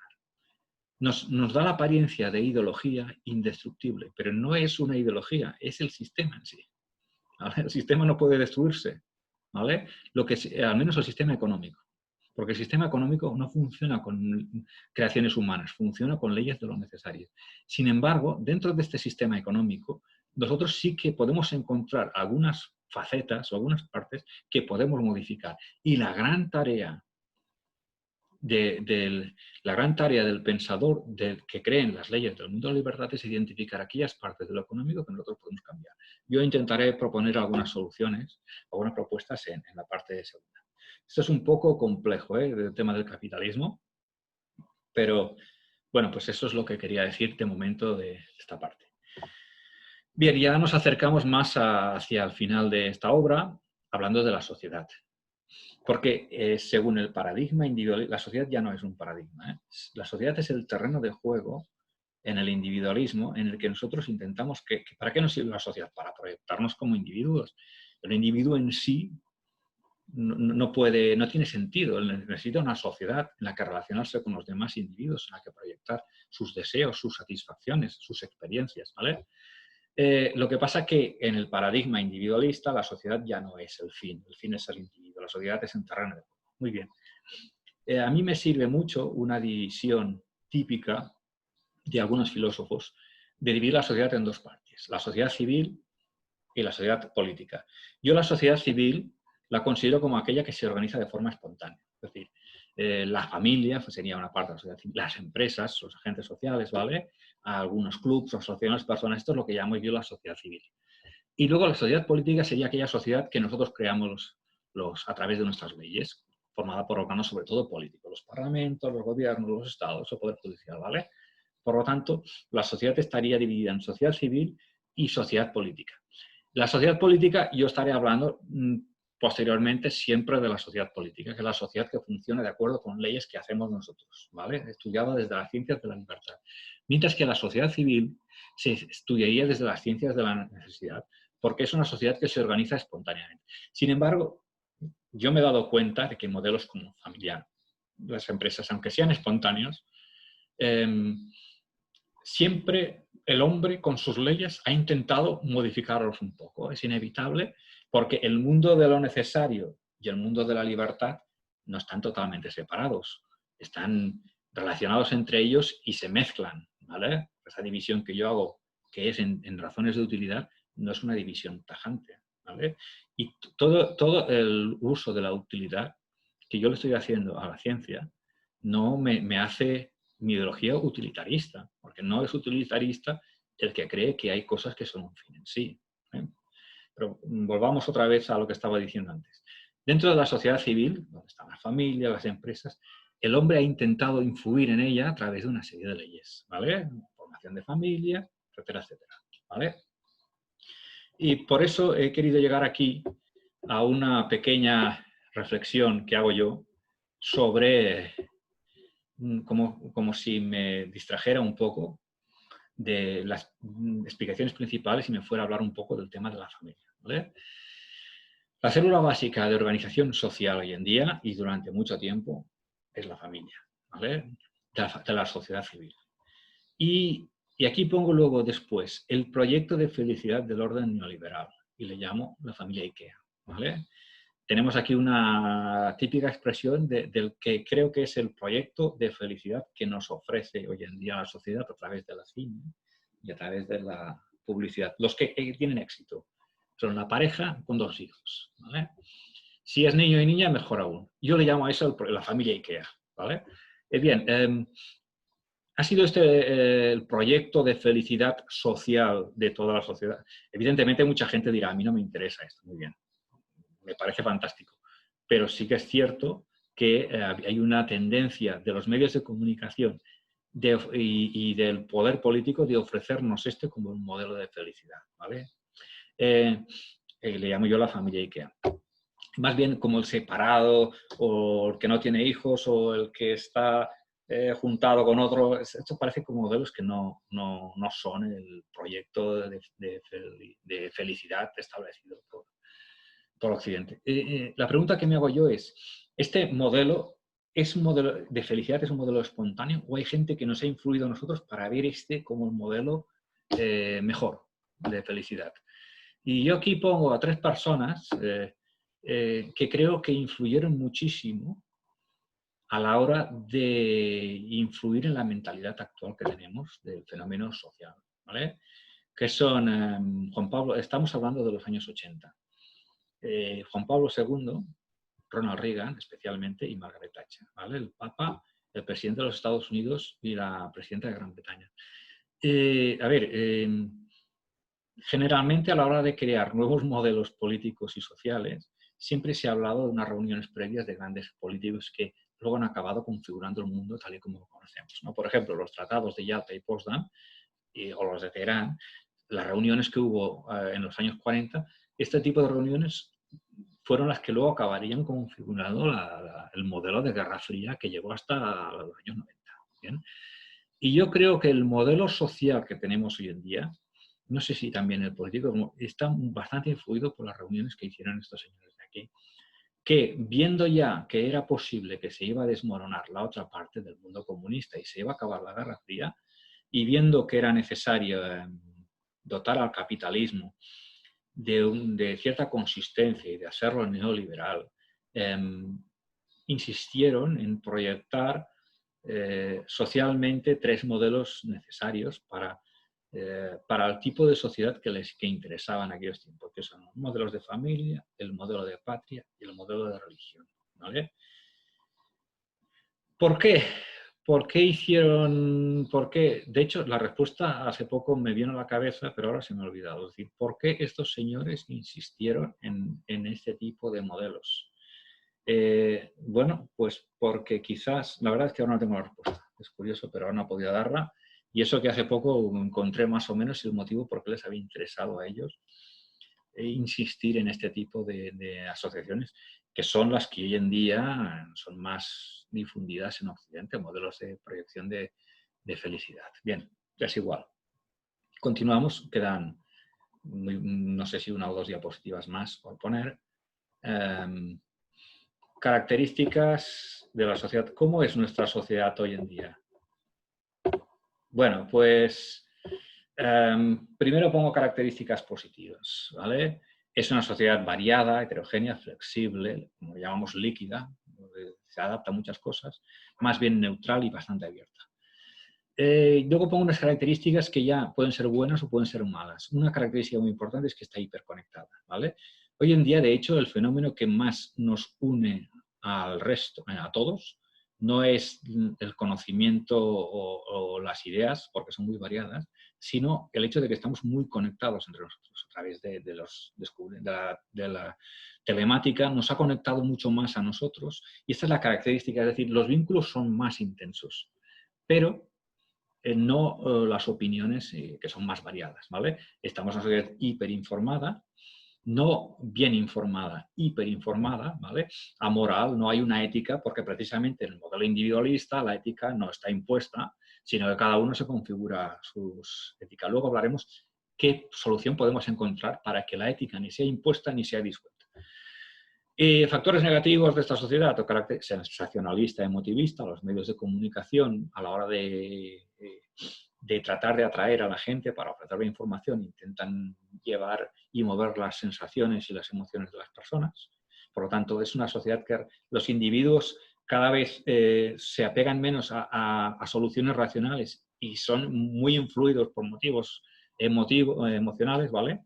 No es una sociedad con un significado ética, no lo tiene, porque estamos en lo que llamo yo sociedad de ética difusa o disuelta, y luego tampoco hay una estética propia de esa sociedad. Es decir, no estamos en una sociedad con unos valores estéticos comunes, renacentistas, barrocos.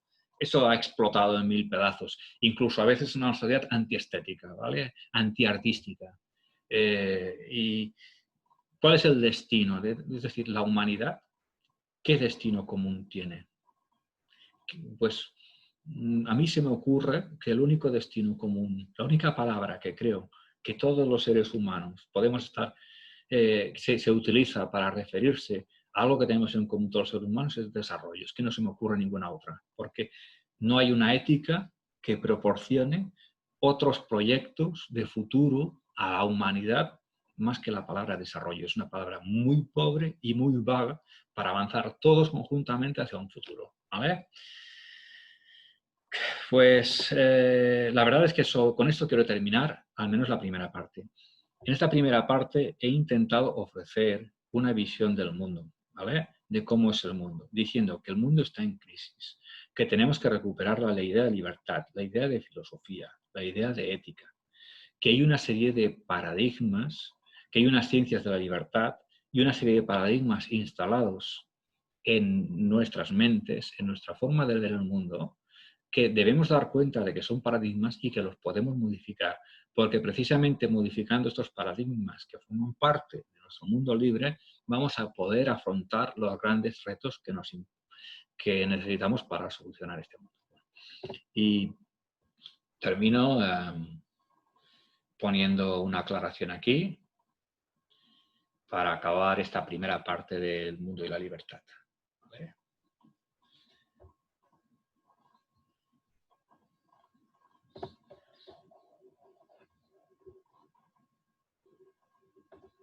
Y bueno, pues así me despido. Adiós.